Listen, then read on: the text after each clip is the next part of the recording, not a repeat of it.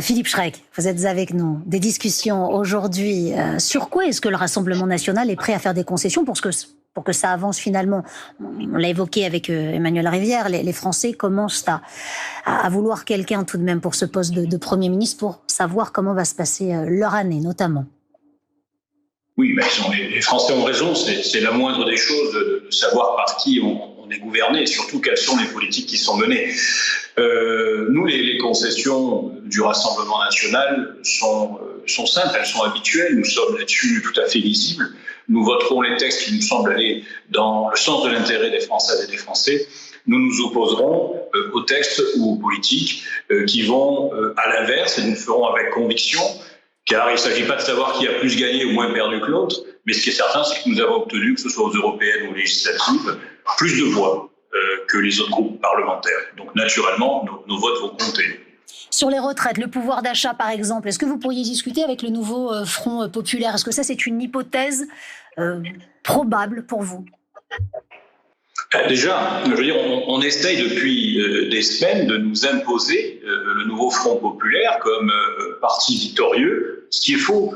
Le nouveau Front populaire est une alliance dont on sait tous dès l'origine qu'elle est totalement contre nature, électoraliste, et c'est une alliance de boutiquiers politiques.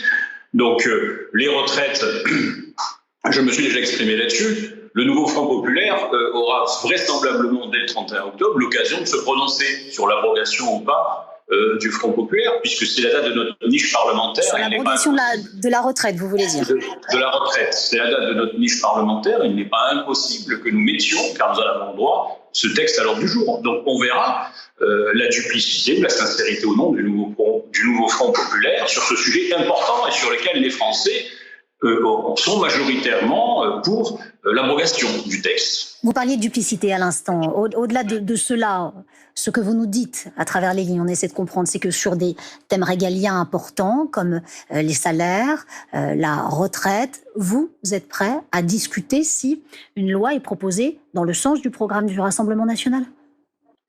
Bien entendu, nous n'allons jamais voter contre notre propre programme politique. Nous ne savons pas faire ça. D'autres le font, nous ne le savons pas faire. Mais en vérité, au travers de votes ponctuels, il est hors de question pour nous d'accepter la politique du nouveau Front populaire, qui serait une folie pour notre pays et qui n'est pas ce que représentent les Français. Et la vérité dans tout cela, c'est que Emmanuel Macron a paralysé lui-même l'institution en demandant à ses troupes de voter Front populaire ou à ses députés de se désister dans l'entre-deux-tours pour éviter la seule alternance qui était l'alternance voulue par les Français, numériquement en nombre de voix, qui était le programme présenté par le Rassemblement national. Emmanuel Macron s'est mis lui-même dans une impasse. Il peut tenter de trouver toutes les alliances et coalitions. Nous sommes sur un tiers, et il va avoir bien du mal à faire rentrer un rond dans un carré. Comment est-ce que le Rassemblement national se positionne? Un gouvernement casté, sans ministre, la France insoumise à l'intérieur. Est-ce que votre position, c'est on censurera quoi qu'il en coûte?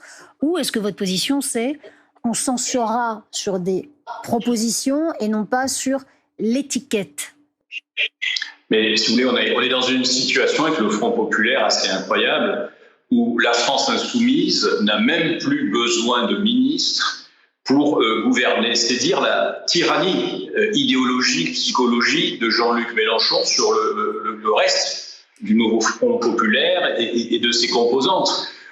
Derrière LFI et d'éventuels ministres, qui effectivement, je pense que le costume serait vraiment trop étroit pour eux, mais se cache un programme. Et ce programme, c'est lequel? C'est celui de la France insoumise, à laquelle d'autres formations politiques ont adhéré pour être élues, mais c'est le programme de la France insoumise.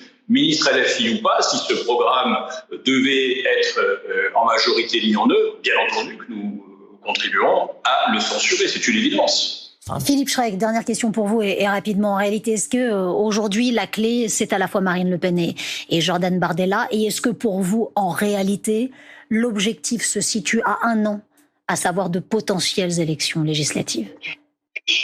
Vous savez, on a appris ces dernières années à ne plus trop faire de prévisions parce que les choses sont aléatoires.